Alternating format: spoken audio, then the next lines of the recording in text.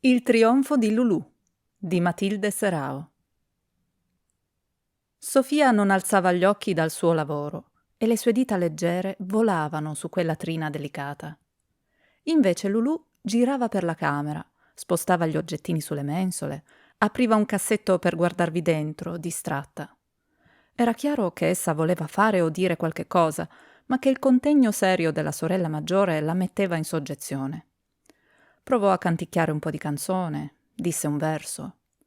Sofia parve non aver inteso. Allora Lulù, che non peccava di molta pazienza, si decise ad affrontare la questione e piantandosi davanti alla sorella le chiese: «Sofia, sai quello che mi ha detto Mademoiselle Jeannette?» «Nulla di molto interessante, per certo». «Ci siamo con una risposta secca e fredda da far venire i brividi in estate. Dove prendete il vostro gelo, mia glaciale sorellina?» «Lulù, sei una vera bambina». «Ecco dove vi ingannate, bisavola del mio cuore. Io non sono una bambina perché mi marito». «Eh?» «È appunto quello che mi ha detto Jeannette». «Che imbroglio, non capisco niente». «Or ora ti narrerò tutto, come si dice nei drammi. Sarà un racconto. Ma vostra serietà mi presta tutta la sua attenzione?» «Sì, ma sbrigati». «Il giorno delle corse al campo di Marte. Ecco il tempo ed il luogo. Tu non vi eri, tu che preferisci i tuoi eterni libri. Se divaghi sempre non ti ascolto più. Devi ascoltarmi, questo segreto mi soffoca, mi uccide. Ricominci?»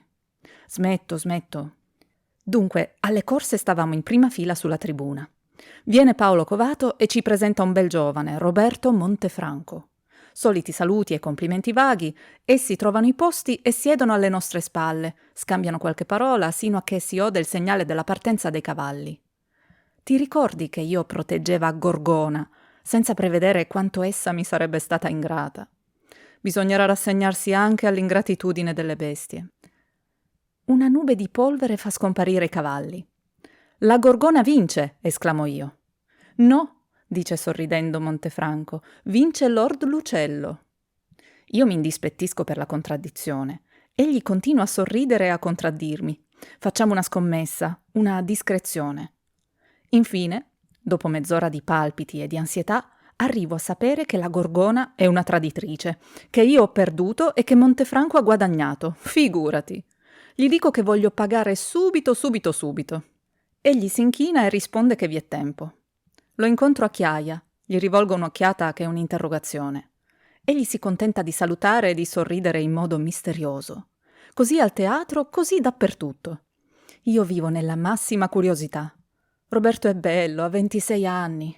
E stamane il signor Montefranco padre, mio futuro suocero, è rimasto in conferenza per 2 ore con la mamma. Oh! Segni di attenzione nel mio pubblico. La visita del papà l'ho saputa da Jeannette. Dunque, il matrimonio è fatto.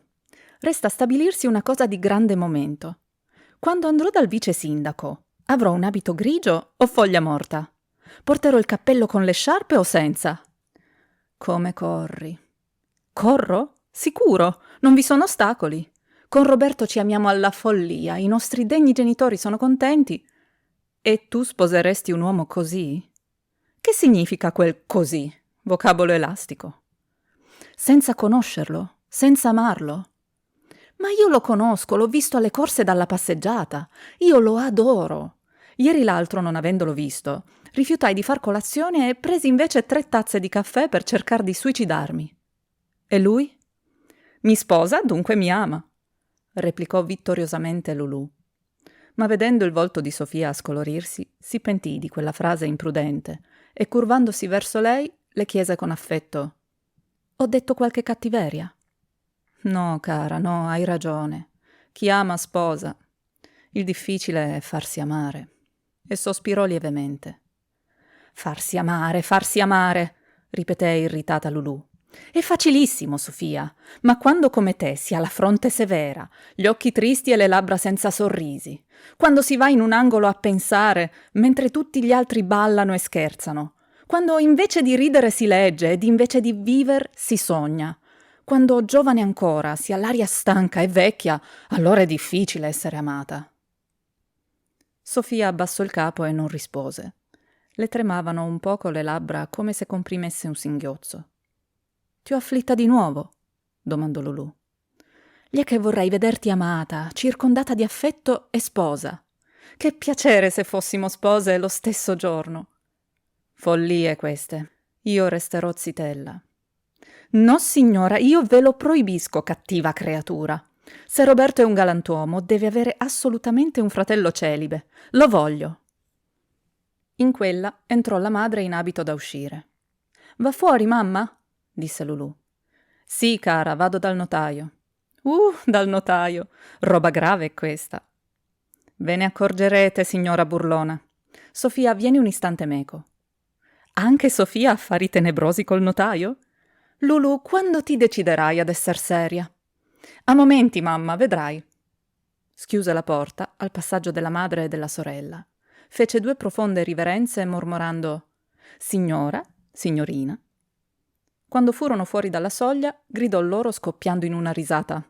«Parlate, parlate pure! Io farò le viste di non saper nulla». Roberto Montefranco, per solito, non pensava molto. Non ne aveva il tempo. La giornata gli fuggiva fra la colazione, la passeggiata a cavallo, le visite, il pranzo. La sera scorreva dolcissima presso Lulù, la sua fidanzata. Poi vi erano gli affari spiccioli da sbrigare, qualche convegno con l'avvocato, qualche contratto da firmare, qualche debituccio vecchio da soddisfare. Aggiungete i preparativi della casa e del viaggio nuziale. Appena se gli rimaneva una mezz'ora per leggere e un quarto d'ora per isprecarlo alla porta del caffè. Così non lo si vedeva mai assorto in riflessioni profonde, né si sapeva che egli fosse mai occupato a risolvere qualche problema sociale. Perché, del resto, Roberto non aveva nulla di tragico o di eroico nel carattere. Anzi, godeva di una serenità di spirito invidiatagli da molti. Quel giorno, un giorno qualunque nel pomeriggio, si era disteso sulla poltrona, una gamba a cavalcioni dell'altra, lo stuzzicadenti in bocca ed un volume delle edizioni quadrio in mano, con la determinazione precisa di leggere. Il libro era interessante, ma a caso nuovo e strano, il lettore era molto distratto. Dirò di più, era nervoso ed inquieto. Non voltava mai il foglio perché dopo un paio di versi le lettere uscivano di posto, saltavano, si confondevano, scomparivano. Roberto, senza sua voglia, partiva per le incognite regioni del pensiero. Papà è soddisfatto, le zie mi mandano la loro santa benedizione, le cuginette sono in collera, gli amici del caffè si congratulano ironicamente, gli amici seri mi stringono la mano. Dunque fo bene ad ammogliarmi. Non si può negare che Lulù sia molto graziosa. Quando mi fissa con quegli occhietti pieni di malizia, quando scoppia a ridere mostrando i dentini bianchi, mi vien voglia di stringere quella testolina leggiadra e di darle tanti e tanti di quei baci. E anche un bel carattere, un carattere d'oro, sempre ilare, sempre di buon umore, pronta allo scherzo, piena di spirito, punto schizzinosa, malinconica mai. Andremo d'accordo. Io non posso soffrire le fronti pensierose, massime nelle persone che amo.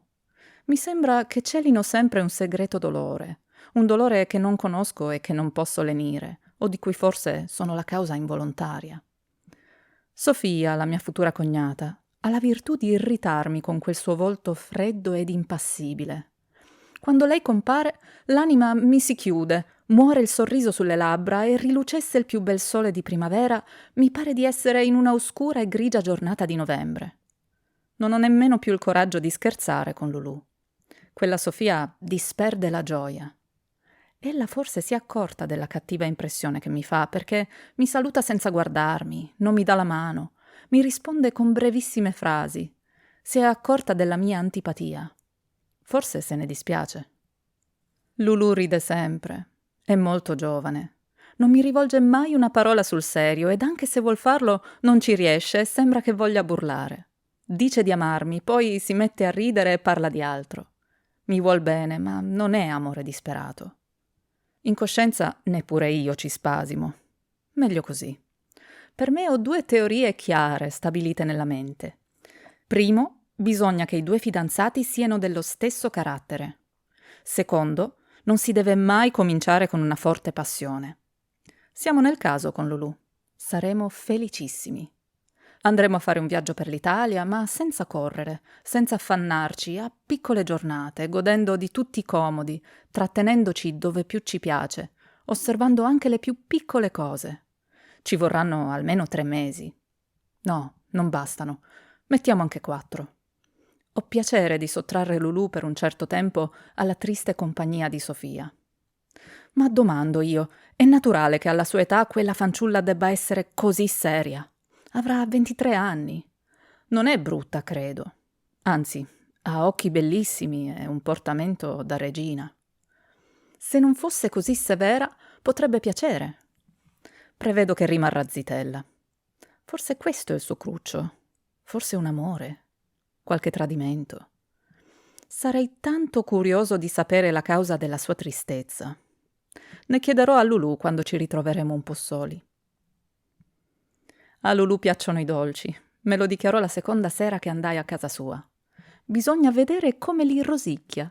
I confetti si liquefano, scompaiono dietro quelle labbrucce rosse e dopo un momento essa prende una falsa aria di compunzione per dire che non ve ne sono più. È carina, carina, carina. Mi ha confidato a bassa voce che quando romba il tuono ha paura e va a nascondere la testa sotto i cuscini. Che ha sempre sognato di avere un abito di velluto nero, lunghissimo, col merletto bianco alle maniche ed al collo. Mi ha assicurato che sarà gelosa, gelosa come una spagnola, e che comprerà un piccolo pugnale col manico d'acciaio, intarsiato in oro, per compiere le sue vendette. È adorabile quando mi ripete queste cosucce con quella sua aria fanciullesca e convinta. Anche la Sofia è costretta a sorridere qualche volta. Ciò le rischiara il viso. Quella Sofia. Chi arriverà mai a conoscere il suo animo? Il libro cadde dalle ginocchia a terra. Il nostro giovanotto si scosse al rumore, si guardò meravigliato, quasi si toccò per riconoscersi. Era proprio lui, Roberto Montefranco, colto in flagrante delitto di meditazione. Il crepuscolo cadeva come una fine pioggerella di cenere grigia. Sofia, ritta dietro i vetri del balcone, guardava giù nella strada popolata e rumorosa. Era l'ora in cui la via Toledo diventa pericolosa per il gran numero di carrozze piccole e grandi. Elle si incrociano, salgono, scendono senza posa. Sofia pareva cercasse qualcuno con lo sguardo. Ad un tratto un vivo rossore le passò sul volto. Essa chinò un poco il capo, ridivenne pallida e subito rientrò nella cameretta.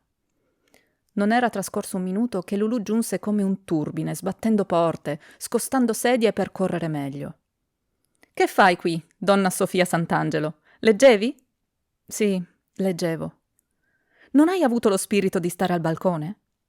«E se lo avessi avuto?»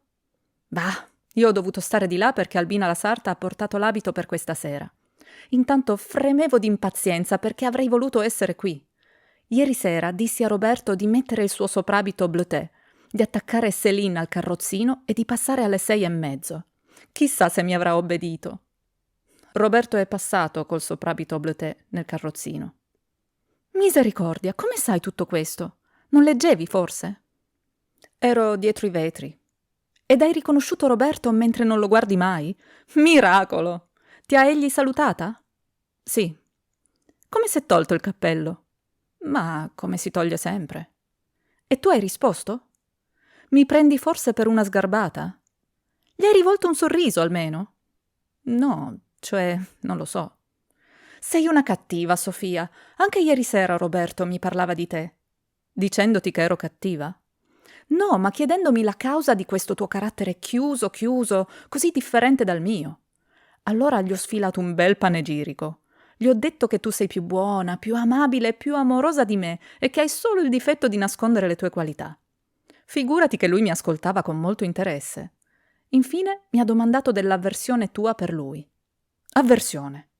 Così ha detto e sai, non ha tanto torto. Lo tratti con sì poca cordialità.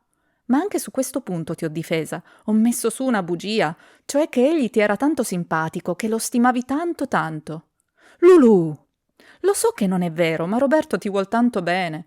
Non è un'ingratitudine averlo per estraneo. Sofia buttò le braccia al collo di sua sorella e la baciò. Lulù la trattenne un istante e le mormorò con voce carezzevole: «Perché non lo ami un pochino, Roberto?» L'altra fece un moto brusco tirandosi indietro e non disse una parola. «Sicché», riprese Lulù stringendosi nelle spalle e cambiando discorso, «questa sera non vieni proprio con noi?» «No, ho mal di capo, puoi andare con mamma». «Delle tue solite. Basta, io vado lo stesso perché mi divertirò molto». «Viene con te, Roberto?» «Nix. Egli va al suo circolo, dove vi è consiglio di direzione. Io ne approfitto per svignarmela e ballare sino a domattina». «E egli lo sa?» «Tanto meglio, imparerà da ora a lasciarmi libera. Non voglio fargli prendere cattive abitudini». «Lo ami poco, mi sembra». «Moltissimo, alla mia maniera. Ma io scappo a vestirmi, ci vorranno almeno 2 ore». Sofia stette ad ascoltare il rumore della carrozza che si allontanava, portando seco la madre e la sorella. Era rimasta sola, sola come aveva sempre desiderato di esserlo. Da bambina, quando le facevano qualche torto, aveva pianto solo quando era in letto, all'oscuro, e l'uso le era rimasto. Così perduta in quel gran salone, sotto il chiaro lume della lampada, con le mani inerti e la testa abbandonata sulla spalliera della seggiola, le si dipingeva sul volto un grande affanno, il vivo riflesso di una lotta interna alacrissima. Certo, in quei momenti di solitudine completa, le ritornava la coscienza di un gran dolore. Il sentimento della realtà lungamente respinto diventava chiaro, distinto, crudele. Un rumore di passi la fece scuotere. Era Roberto. Vedendola sola si fermò, esitante, ma supponendo il resto della famiglia in altra stanza, si avanzò. Sofia si era alzata subito, turbata. «Buonasera, signorina». «Buonasera». Erano entrambi impacciati. «Dio, quanto è antipatica questa Sofia», pensava Roberto. Infine la fanciulla si rimise, riprese l'impero della sua fisionomia che ridiventò composta e severa. Sedettero a poca distanza. «La signora madre sta bene?» «Abbastanza bene, grazie». «E Lulù?» «Anche lei, benissimo». Qui un silenzio. Roberto provava una strana sensazione, come una gioia che lo riempisse di amarezza. «Lulù è occupata?» chiese egli. Sofia represse un lieve movimento d'impazienza. «È al ballo con la mamma, in casa Delfino», rispose poi rapidamente, quasi volesse prevenire altre domande. Dunque Sofia era sola, e se non voleva essere il più scortese degli uomini avrebbe dovuto trattenersi con lei. Roberto a questa idea ebbe l'irresistibile volontà di fuggire. Pure non si mosse. «Io sono venuto perché al mio circolo non siamo stati in numero legale», disse dopo, come se volesse scusare la sua presenza. «Lulù non vi attendeva, mi dispiace». «No, non importa», interruppe Roberto. La interruzione era troppo rapida e quindi poco lusinghiera per l'assente. «E voi?» riprese egli. «Non siete andata?» «No, sapete che non amo molto il ballo». «Preferite la lettura?» «Sì, molto». «Non temete che vi faccia male?» «Ho buoni occhi», rispose Sofia, alzandoli in viso al suo interlocutore. «E belli», disse fra sé Roberto, ma senza espressione, ed ad alta voce: «Volevo dire, male morale, forse? Non lo credo. Dai libri che leggo mi viene sempre una grande pace». «Avete bisogno di pace?» «Tutti ne abbiamo bisogno». La voce di Sofia era grave, sonora. Eppure Roberto se ne compiaceva come se la sentisse per la prima volta. Pareva si trovasse di fronte ad una donna sino allora sconosciuta e che costei gli si rivelasse ad ogni parola, ad ogni atto. Perché Sofia aveva perduto la sua freddezza, si lasciava andare a guardarlo, a sorridergli, parlargli come ad un amico. Che c'era stato prima tra loro? Che nasceva adesso? «Quando un libro mi piace», riprese Roberto, «mi viene un desiderio forte di conoscerne l'autore, di sapere se è buono, se anche egli ha amato, se anche egli ha sofferto. Forse provereste qualche disillusione. Gli autori descrivono sempre l'amore degli altri, non il proprio. Per rispetto, forse? Per gelosia, credo. Vi sono casi in cui l'amore è l'unico tesoro nascosto di un'anima». Ma la voce di Sofia non si alterò dicendo queste parole. Rifulgeva dal suo volto tanta onestà.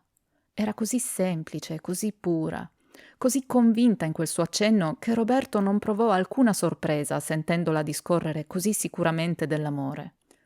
Di nulla più si meravigliava. Tutto gli sembrava naturale, preveduto. Anche quella serata, passata da solo con quella fanciulla singolare, gli sembrava che fosse stata stabilita e da lungo attesa. Quando si lasciarono, si guardarono bene in viso, quasi volessero riconoscersi. Sofia porse la mano, Roberto la prese e s'inchinò. Una portiera ricadde pesantemente. Erano divisi. Cessato il fascino della presenza e della conversazione di Sofia, Roberto si sentì l'animo in disordine, il cervello scombussolato. Era allegro, malinconico, avrebbe voluto morire ed era pieno di vita. Non sapeva più che pensare di Lulù, di se stesso e dell'avvenire. Sofia era molto felice. Per questo piangeva a singhiozzi, col capo immerso nel guanciale. Erano passati 3 mesi. Il matrimonio di Lulù tirava in lungo.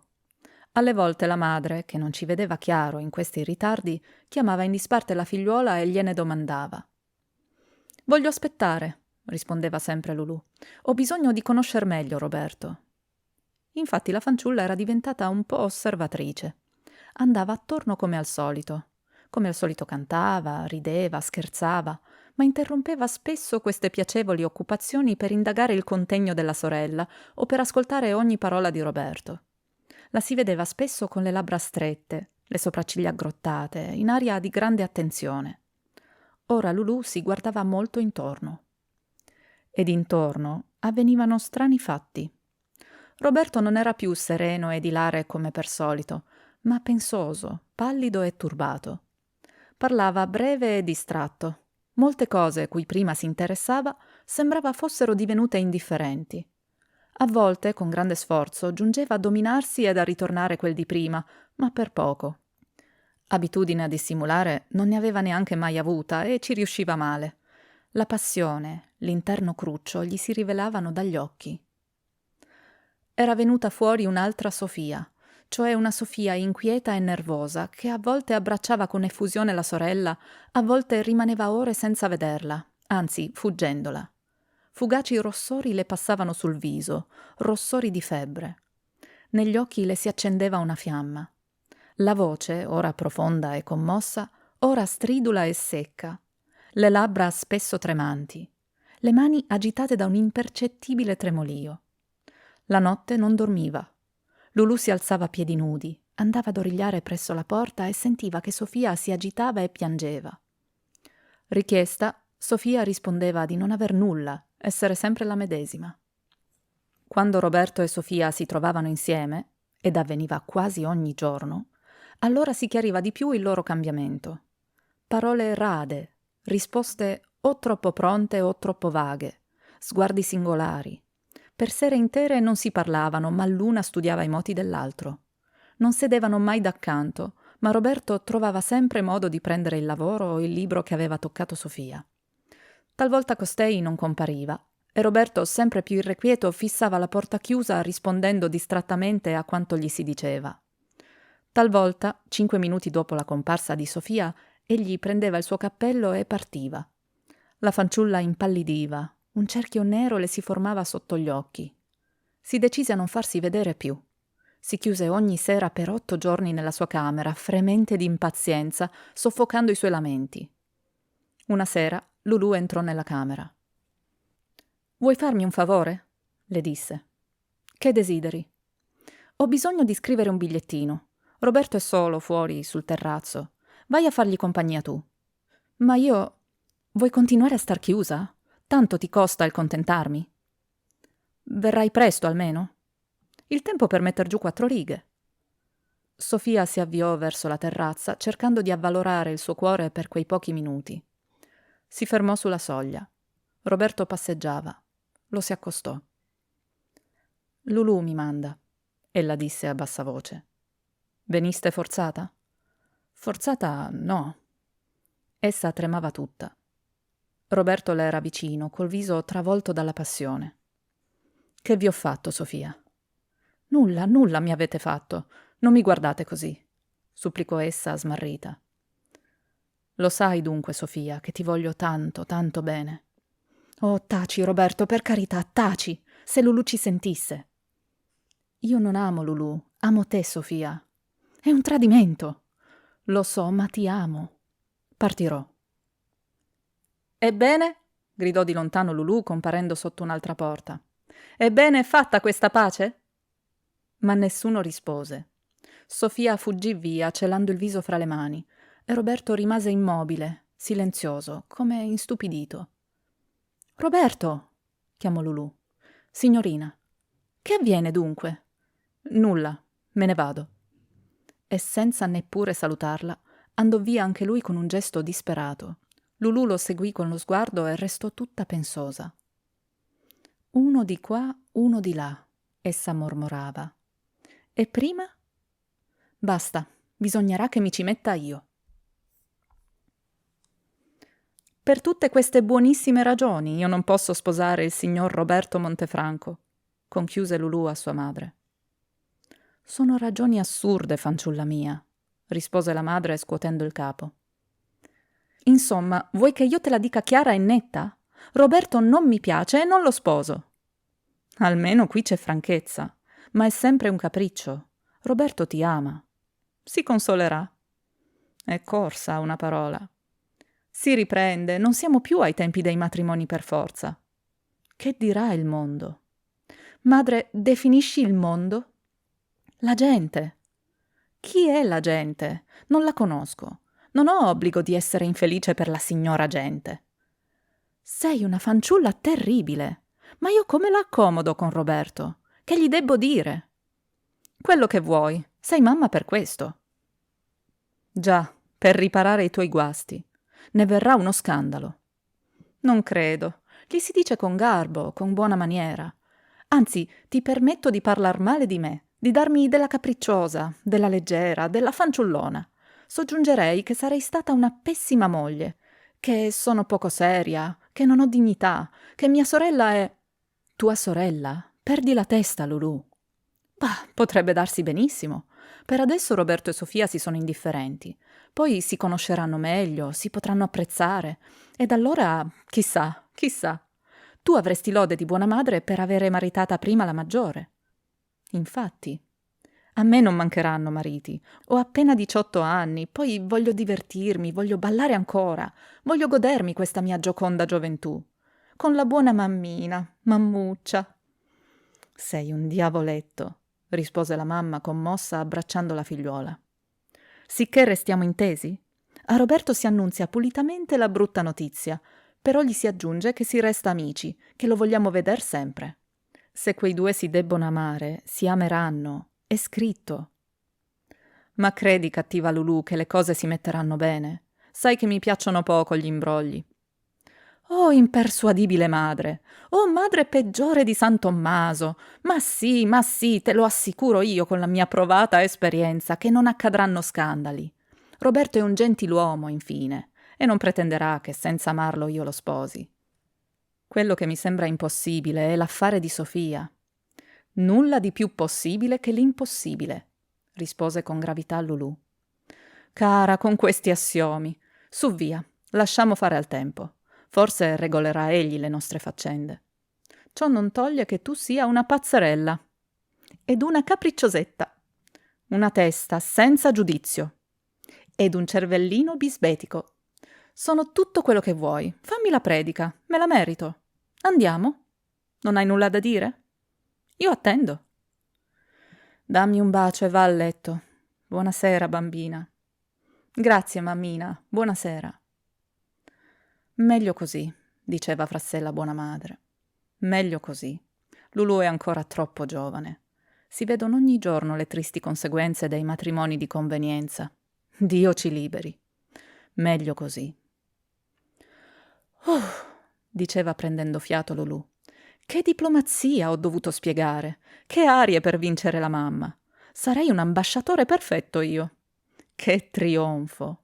Altro che trionfo d'amore. Questo è il trionfo di Lulù. Si fermò davanti alla porta della sorella ed origliò. Si udiva ogni tanto un sospiro represso.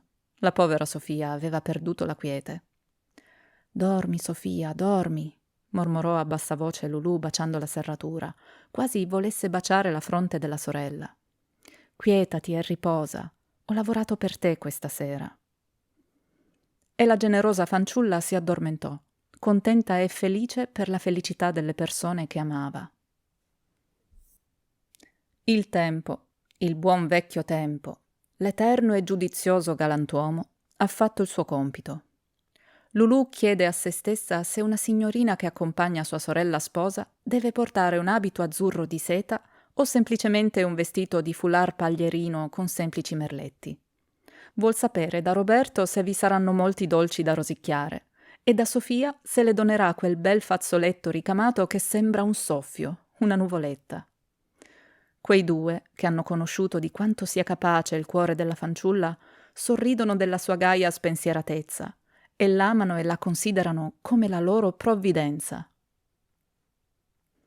«Perché io l'ho sostenuto sempre», dice Roberto Montefranco ad un amico parlandogli del suo matrimonio. «Gli sposi debbono essere di carattere opposto. Gli estremi si toccano. Così si intenderanno, si fonderanno, formeranno un tutto completo. Mentre quelli di inclinazioni uguali somigliano due parallele. Camminano insieme ma non si incontrano mai. E poi, quando c'è l'amore. L'ho sempre detto».